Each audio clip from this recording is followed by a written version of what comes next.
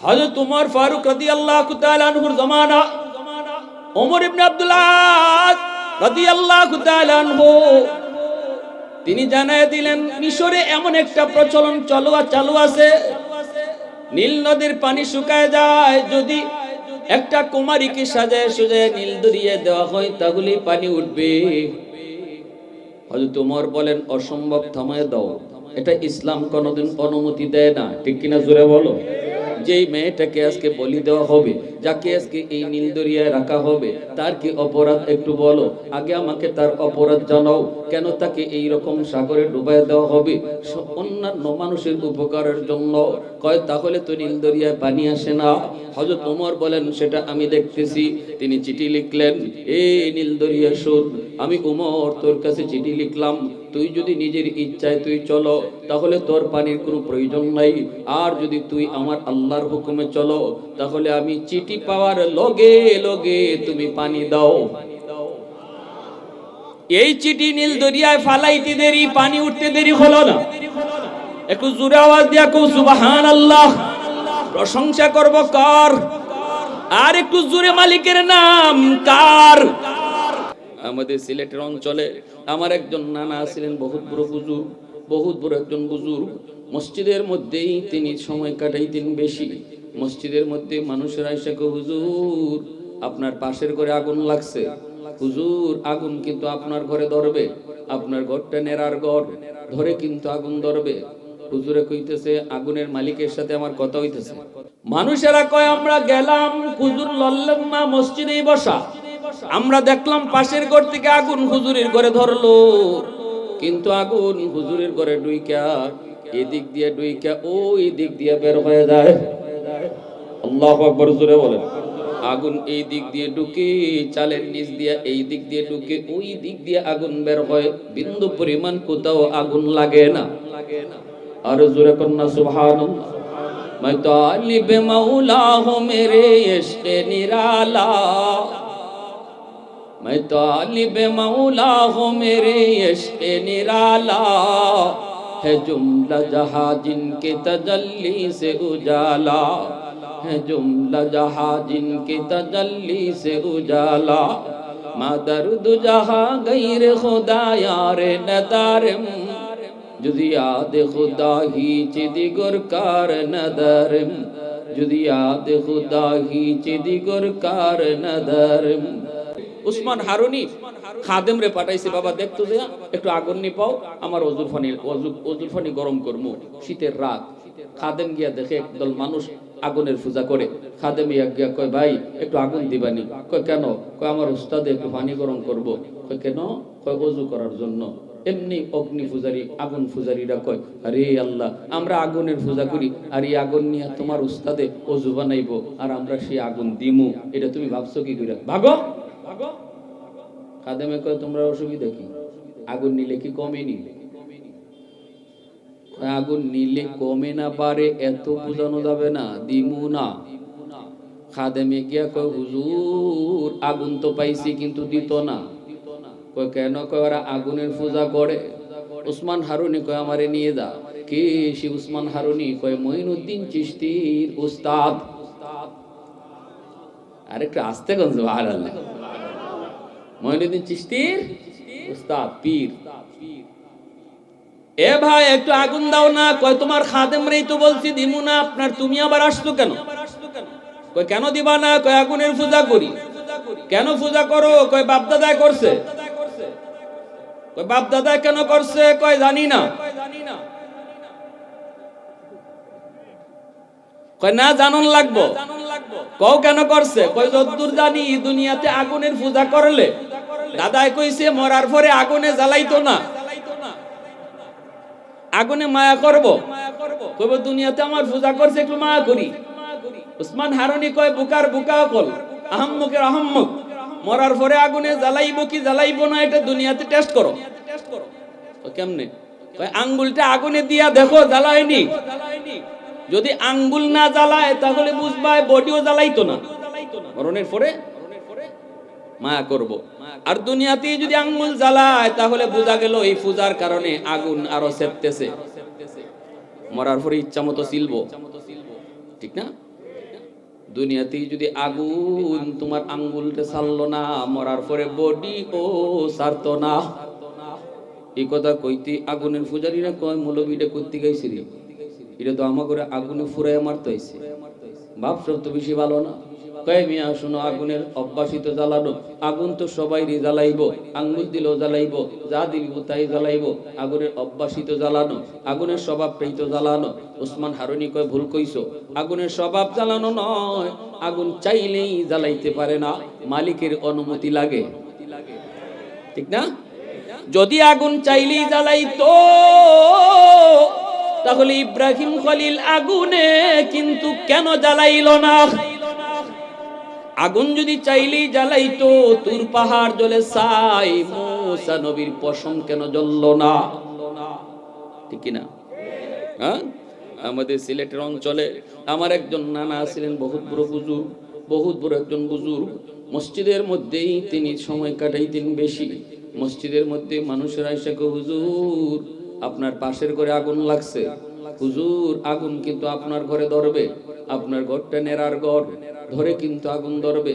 হুজুরে কইতেছে আগুনের মালিকের সাথে আমার কথা হইতেছে। মানুষেরা কয় আমরা গেলাম, হুজুর লড়লাম না, মসজিদেই বসা, আমরা দেখলাম পাশের ঘর থেকে আগুন হুজুরের ঘরে ধরলো, কিন্তু আগুন হুজুরের ঘরে ডুইকা এদিক দিয়ে ডুইকা ওই দিক দিয়ে বের হয়ে যায়।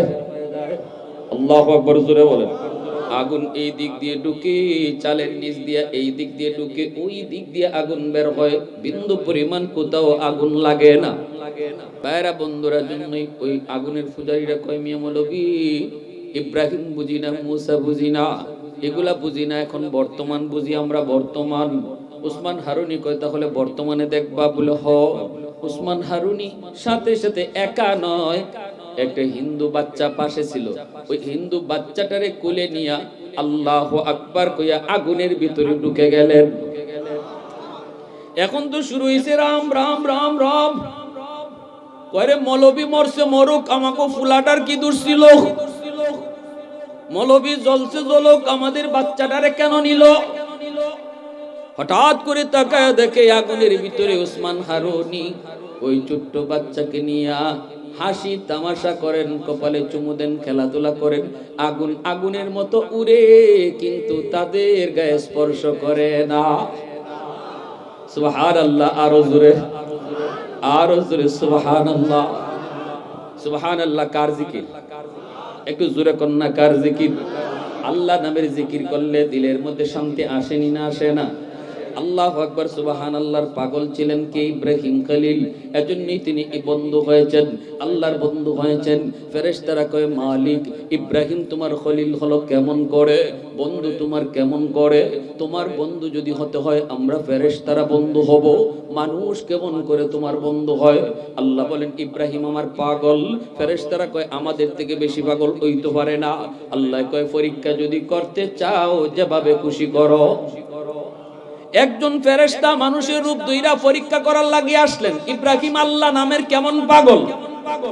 ইব্রাহিম খলিল মরুভূমিতে ছাগল রাখালি করেন, বিশাল ছাগলের পাল, সবগুলি ছাগলের মালিক ইব্রাহিম। ওই মানুষ রূপী ফেরেশতা পাশ দিয়া যায় আর আল্লাহ নামে জিকির করে, সুবহানাজিল মুলকি ওয়াল মালাকুত যাল ইজ্জতি ওয়াল আজমতি ওয়াল কিবরিয়া ওয়াল জাবারুত। এত সুন্দর আল্লাহ পাকের জিকির, এই জিকির শোনা মাত্র ইব্রাহিম খলিল তিনি মস্ত হয়ে গেলেন, দেওয়াটা হয়ে গেলেন, হুঁশ নাই আর। যে যে নামের পাগল এই নাম শুনলে তার হুঁশ থাকে না, ঠিক কিনা জোরে বলো? যে যে নামের পাগল এই নাম শুনলে সে বেহুশ হয়, এই নাম শুনলে সে আকর্ষিত হয়। ইব্রাহিম খলিল ছাগল রাখালির কথা ভুলে গেলেন, দৌড় দিয়া ওই মানুষটাকে কোমরে জড়ায় ধরলেন। কে গো তুমি, কে কে তুমি, কে এত সুন্দর করে আমার মাশুকের নাম তুমি নিতেছো? আরেকটা বার আমার মাশুকের নামটা শোনাও, আমি তো এই নামের বড় পাগল, আরেকটা বার তুমি শোনাও। ফেরেশতা মানুষ রূপী ফেরেশতায় কয় আমি মাগনা শোনাই না, আমি বিনিময় ছাড়া শোনাই না, বিনিময় লাগবে। ইব্রাহিম খলিল কয় কি চাও তুমি কও, কয় কি দিতে পারবা কও। ইব্রাহিম খলিল কয় আমার ছাগলের পাল আছে। ফেরেশতায় কয় অর্ধেক ছাগল দিবাইনি, বিনিময়ে একবার শুধু আল্লাহ নামের জিকির করব। ইব্রাহিম খলিল কয় যাও অর্ধেক ছাগল দিয়া দিলাম। একবার শোনায় সুবহানাল মুলকি ওয়াল মালাকুত যাল ইজ্জতি ওয়াল আজমতি ওয়াল কিবরিয়া ওয়াল জাবারুত। এ যুবক কার সাথে প্রেম করো, কার সাথে প্রেম করো? আজকে যার সাথে দুনিয়ার সাথে, দুনিয়ার কোন মানুষের সাথে প্রেম করো, দুনিয়ার কোন মানুষের সাথে ভালোবাসা জন্মাও, আজ তোমাকে হাসায় কাল তোমাকে কাঁদাবে। একটু আওয়াজ দিয়ে কও না, জোরে কও না, ঠিক কিনা? আজ তোমাকে হাসাবে কাল তোমারে কাঁদাবে, লেখা রাখো। কিন্তু প্রেম আর ভালোবাসা যদি খালিকের মালিকের সাথে করো, এই প্রেমের ভিতরে শুধুই মজা আর মজা। কোনদিন তোমারে কাঁদায় না, ভুলায় না, ভুলে যায় না। আল্লাহ পাক কই আমার সাথে প্রেম করে কেউ যদি এক হাত হও, আমি তোমার দিকে দুই হাত যাইমু। আমার দিকে তুমি যদি একটু হাইটে হাইটে আও, মান তাকাররাবা ইলাইয়া শিবরান তাকাররাবতু ইলাইহি যিরা। তুমি যদি পায়ে হেঁটে আও, আমি আল্লাহ তোমার দিকে দৌড়ে যাব। আল্লাহু আকবার, জোরে বলেন। ফেরেশতা জায়গা ইব্রাহিম খলিল যেতে দেয় না, আবার কোমর জড়ায় ধরছে, কয় আমার স্বাদ মিটে না, আরেকটা বার তুমি শোনাও। ফেরেশতা কয় কি দিবা বদলা স্যার? আমি কই না, কয় আমার বাকি অর্ধেক রইছে, ইডাও লইয়া যাও। বাকি অর্ধেক ছাগলের ফালও দিয়া দিছে, বিনিময়ে আল্লাহ নামের জিকির একবার শুধু শুনাইছে। সুবহানাল মুলকি ওয়াল মালাকুত যাল ইজ্জতি ওয়াল আজমতি ওয়াল কিবরিয়া ওয়াল জাবারুত। আজকে আমরা আপনাদেরকে সুবহানাল্লাহ কইও কইতে পারি না, আপনাদেরকে কইও আওয়াজ দেওয়াইতে পারি না। কিন্তু ইব্রাহিম খলিল কয় একবার শুধু সুবহানাল্লাহর জিকির করো, বিনিময়ে ছাগলের অর্ধেক পালও দিয়া দিও। ফেরেশতা একবার শুধু শুনাইছে, তাও দিয়া দিছে।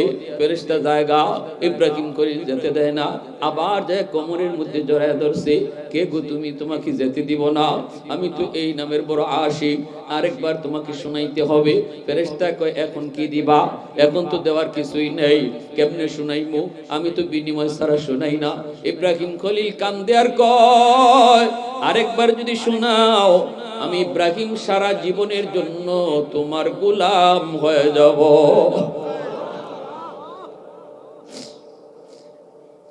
ফেরেশতা তখন সাথে সাথে বুকের সাথে বুক মিলায়া চোখের পানি ঝরায়া ফেরেশতা কান্দে আর কয় আল্লাহর খলিল, ছাগল রাখবে না, ছাগল নিতে আসি নাই, পরীক্ষা করতে আইছিলাম। 100 পরীক্ষায় পাশ করেছো, তোমার ছাগল তুমি লইয়া যাও। তুমি আল্লাহর কেমনে বন্ধু হইছো জানতে ইচ্ছা ছিল, আমার বুঝ হয়ে গেছে। একবার যে আল্লাহ নামের জিকির শুনাইলে জীবনের জন্য গোলাম হতে চায়, সে আল্লাহর বন্ধু না হইয়া পারে না। প্রশংসা করব কার? একটু জোরে আমার আল্লাহর নাম কার? ও যুবক, একটু দিলটা নরম করে কথাগুলি শোনো। দুনিয়ার নাপাক প্রেম ভালোবাসা অন্তর থেকে সরাও, সত্যিকারের ভালোবাসা অন্তরে জন্মাও। আল্লাহ পাক কয় যখন আমি যুবকের কলিজায় দেখি শুধুমাত্র আমি আল্লাহর প্রেম, যখনই দেখি সে আমাকেই ভালোবাসে। দুনিয়ার প্রেম পচা গান্দা প্রেম ভালোবাসাকে অন্তরে জায়গা দেয় না। আমি যখন দেখি দিলের ভিতরে আমার প্রেম, এই প্রেম নিয়ে সে মসজিদে যায়, এই ভালোবাসা নিয়ে মাথায় টুপি রাখে, এই ভালোবাসা নিয়ে মুখে দাঁড়িয়ে রাখে। ওই যুবক, যেই যুবক আমি আল্লাহর প্রেম কলিজায় নিয়া ওয়াজ মাহফিলে বসে চোখের পানি ঝরায়, আল্লাহ বলে ওই যুবকের দিকে তাকাইয়া আমি এই জমিন টিকায় রাখি। তুমি আমি বুঝি না, তুমি আমি বুঝি না যৌবনে আল্লাহর গোলামির কত দাম, কত দাম। এ যুবক পাটা বাড়ে দে, হাতটা লাগে। তুমি তোমার নিজের দাম বুঝতেছো না, তুমি তোমার নিজের দাম বুঝো না। একজন বুড়া মানুষ সেজদার যুবকের সেজদার সমান না, আসমান জমিন তফাৎ। যুবক সেজদা দিলে জমিন কাঁপে ওঠে। আল্লাহ পাক রব্বুল আলামিন কয় এই সেজদার জন্যই আমি জমিন টিকায় রাখছি। একটু জোরে কও না সুবহানাল্লাহ। নইলে এই জমিনে যত গুনাহ হইতেছে লাউলা মাশাইখুরকা ওয়াশশাবাবু খুশা ওয়াল আতফালু রুদ্দা ওয়াল আনআমু রুদ্দা লাজআলতুস সামাআ হাদিদা ওয়াল আরদা খাফসাফা ওয়াত তুরাবা রামাদা ওয়ামা আনজালতু মিনাস সামাই কাতরা ওয়ামা আনবাতু মিনাল আরদি নাবাতা বাল আনজালতু আলাইকুমুল আযাবা সাব্বা। আল্লাহ বলে পরপর জমিনে গজব আইতো, জমিনরে আমি তামা বানায় দিতাম, আসমানরে আমি আল্লাহ লোহা বানায় দিতাম, একটা রহমতের বৃষ্টি আমি জমিনে দিতাম না। যেই পরিমাণ নাফরমানি আমার হইতেছে, সারা গ্রাম তালাশ করে দেখবা বেনামাজির সংখ্যা বেশি, নামাজির সংখ্যা কম।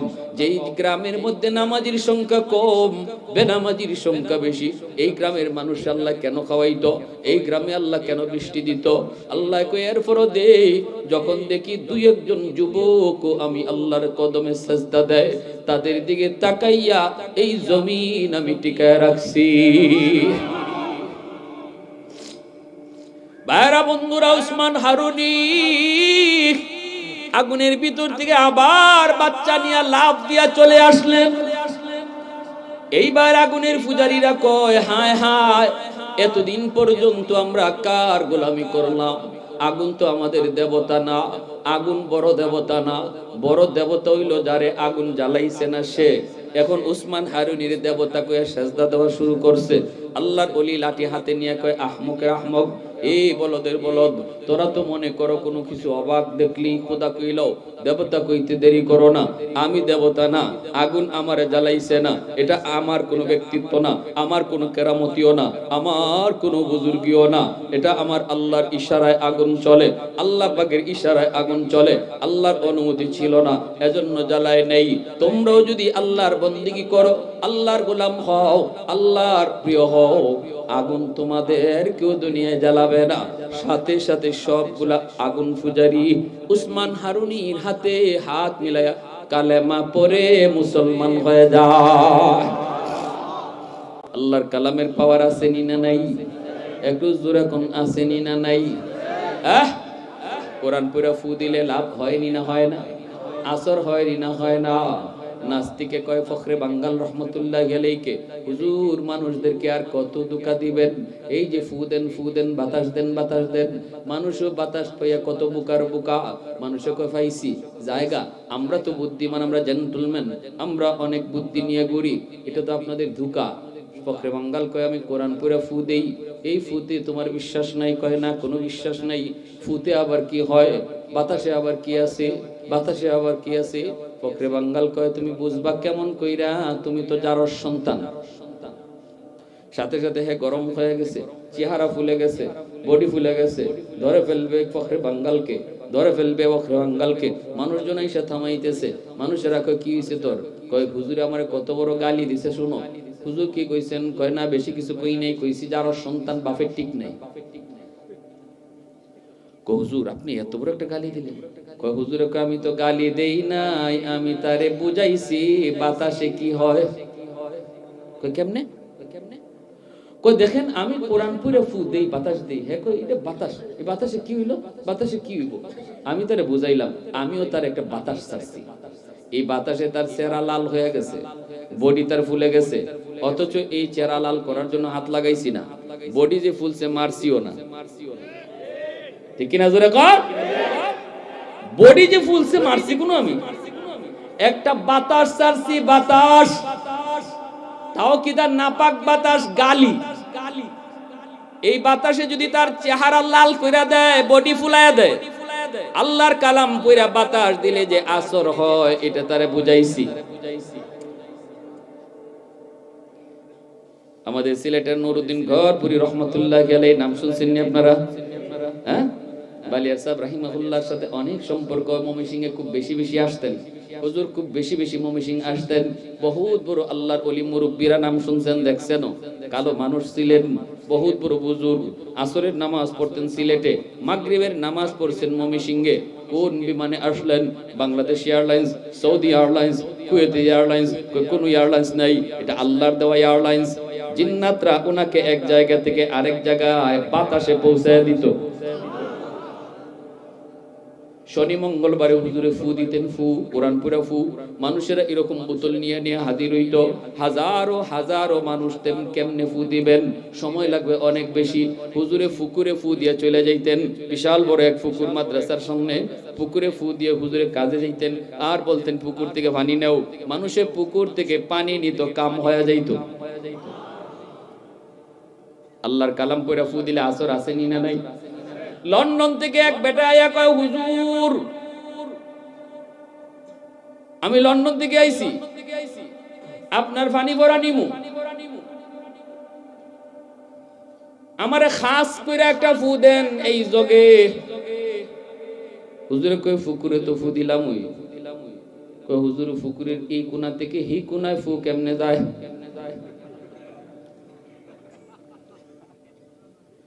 হুজুরে কয়, তাহলে এখন কি করতে হইব? কয়, আমার জগ ফু দেন। হুজুরে কয়, জগ আনছো নি? কয়, আনছি। কি জাত জগ? কয়, কাছের জগ। হুজুরে কয়, ভালো করে ধরো, ভালো করিয়া। হুজুর ধরছি। হুজুরে কয়, ভালো করে দুই হাতে ধরো। কাছের জগে এইভাবে দুই হাতে ধরছে। আমাদের উস্তাদগণ পাশে ছিলেন, যারা সরাসরি দেখছেন। নুরউদ্দিন গনপুরি রহমাতুল্লাহি আলাইহি তার এই কাচের জগে ফু দিলেন আল্লাহর কালাম পড়া। সাথে সাথে কাচের জগটা টাস টাস করে ভেঙে চুরচার। হাতে আর জগ নাই, সব জগ মাটি। আল্লাহর কালামে অ্যাকশন আসেনি না নাই? হ্যাঁ, এখন যে হয় না কারণটা কি জানেননি? এখন আমরা ফু দিলেও ফুতে কাম হয় না, কারণটা কি? এটা হুজুরের দোষ না, এটা মুসলমানের ঘরের দোষ। যেই জমানায় মুসলমানের ঘরে ফু দিল কাম হইতো, ওই জমানায় মুসলমানের ঘরে রহমতের দরজা খোলা ছিল।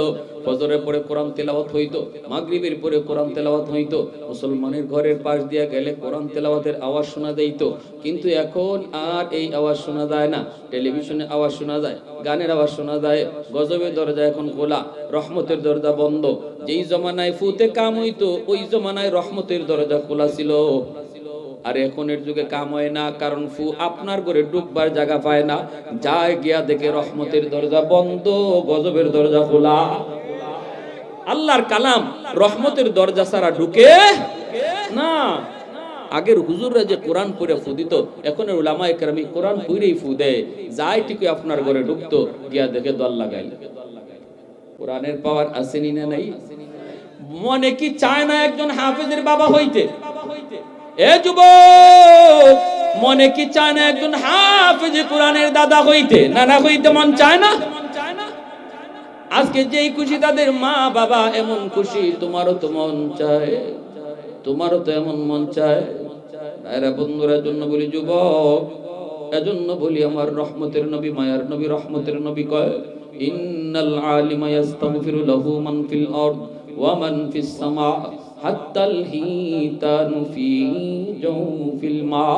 নবী কয়, উম্মতের দল, একজন হাফেজ আলেমের কি পরিমাণ দাম এটা তোমরা বুঝো না। বুঝে আসমানের আর জমিনের যত মাখলুক তারা বুঝে। গাছের পাতাটায় হাফেজ সাহেবের দাম বুঝে, মাটির কণাটায় হাফেজের মূল্য বুঝে, পানির নিচের মাছও হাফেজের দাম বুঝে, গর্তের পিপিলিকায় হাফেজের মূল্য বুঝে।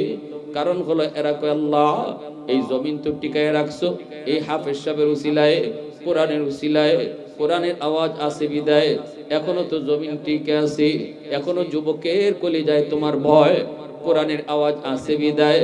আল্লাহ যাদের উসিলায় জমিন টিকায় রাখছো, যার কারণে আমি মাছ বেঁচে আছি, আমি পিপিলিকা বেঁচে আছি, আমি গাছ এখনো মাটির উপরে দাঁড়ায় আছি, আল্লাহ ওই হাফেজ আলেমের হায়াত তুমি বাড়ায়া দাও।